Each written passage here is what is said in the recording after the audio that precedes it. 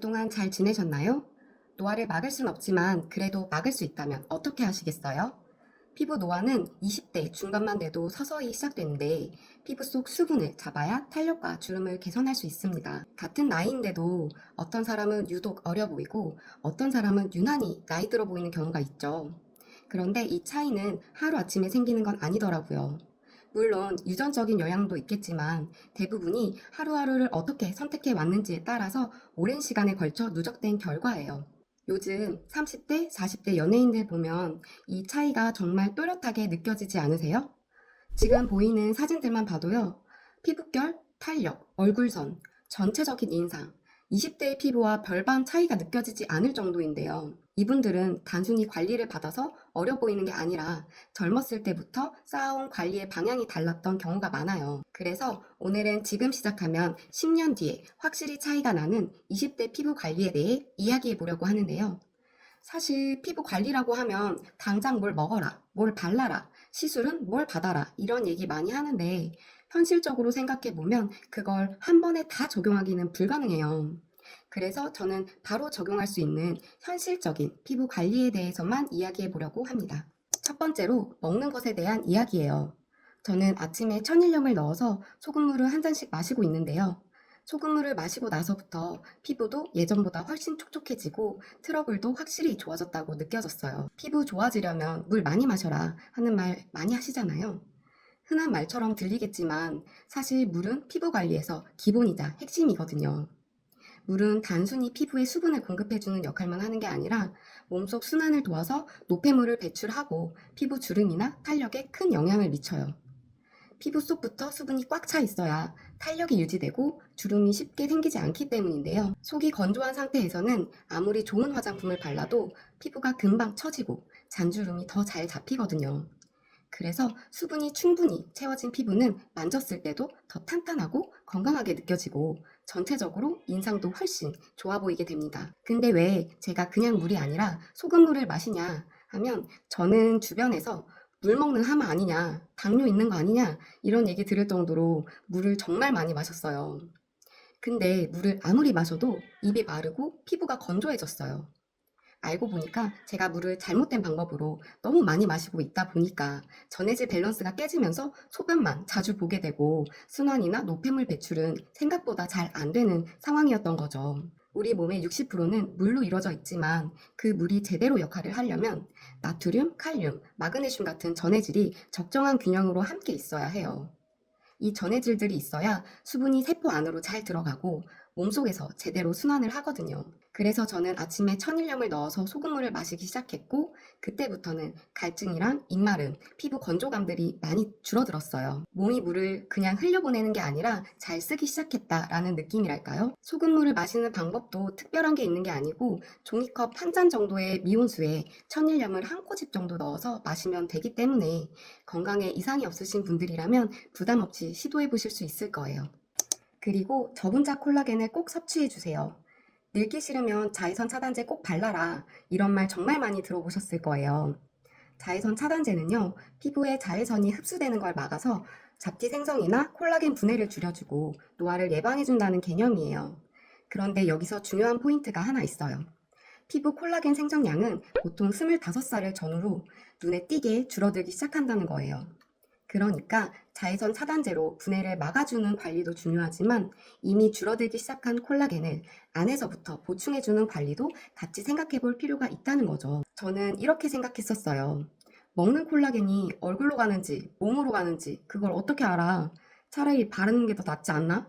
라고 콜라겐을 따로 챙겨 먹지는 않았었어요. 그러다 30대 초반쯤 직접 콜라겐 제품을 기획하게 되면서 논문이나 연구 자료들을 자연스럽게 찾아보게 됐었고 그 과정에서 생각이 조금 달라졌어요. 2015년 12월 저널 오브 코스메틱 더마톨로지에 실린 연구를 보면요.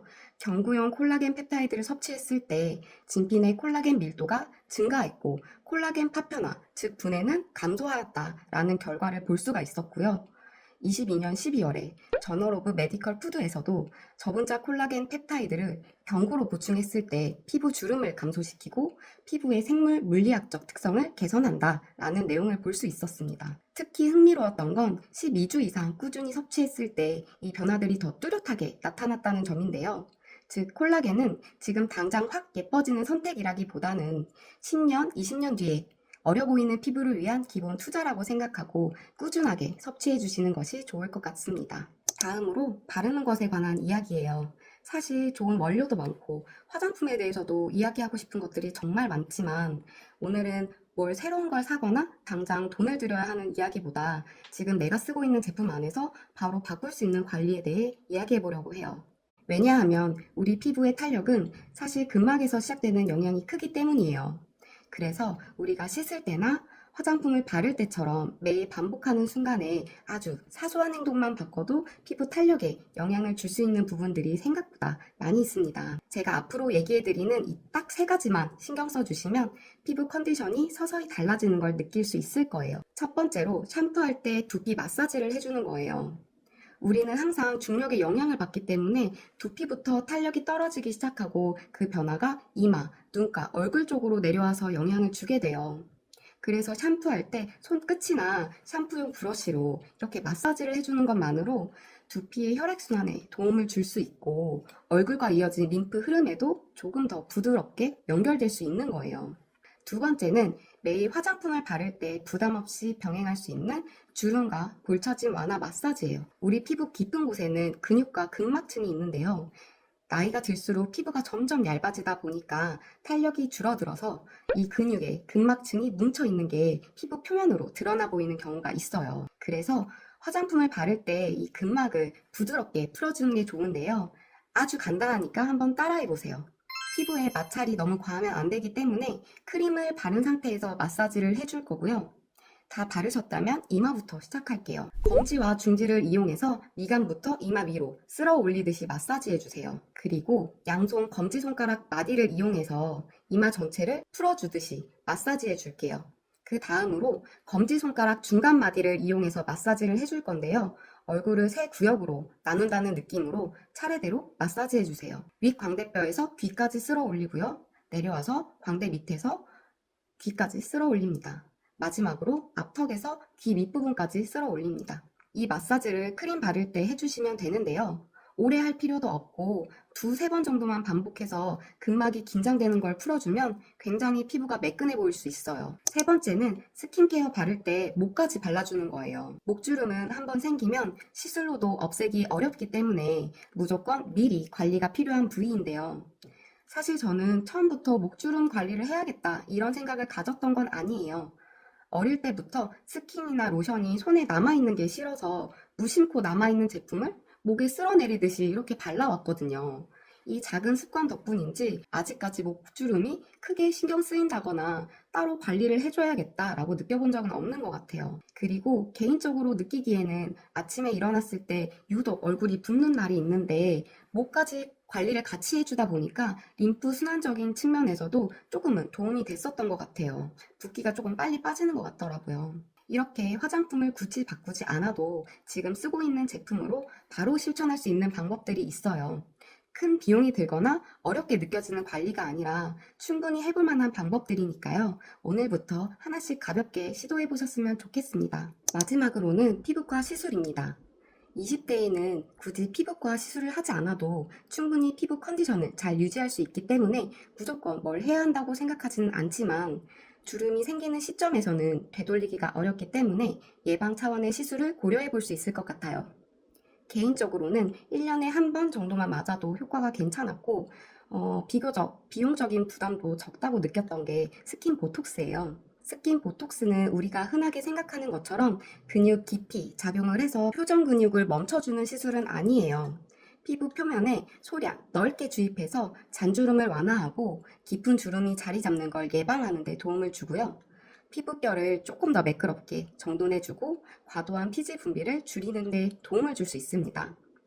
그래서 이미 주름이 많아서 무언가를 되돌리기 위한 시술이라기보다는 피부결이 쉽게 흐트러지거나 잔주름이 신경 쓰이기 시작하는 시점에서 시도해 볼 수 있는 예방적인 관리라고 생각했어요. 물론 이건 반드시 전문의와 상담해서 본인에게 맞는 선택인지 판단하시는 게 가장 중요합니다. 오늘 영상은 20대에 더 빨리 시작할수록 좋은 피부 관리에 대해 이야기해 봤는데요. 화장품을 바꾼다거나 큰 비용을 들이지 않는 그런 관리에 대해서 담아봤기 때문에 오늘 영상이 미래의 내 피부를 위해 하나쯤은 도움이 되는 선택이 되셨으면 좋겠습니다. 그럼 안녕!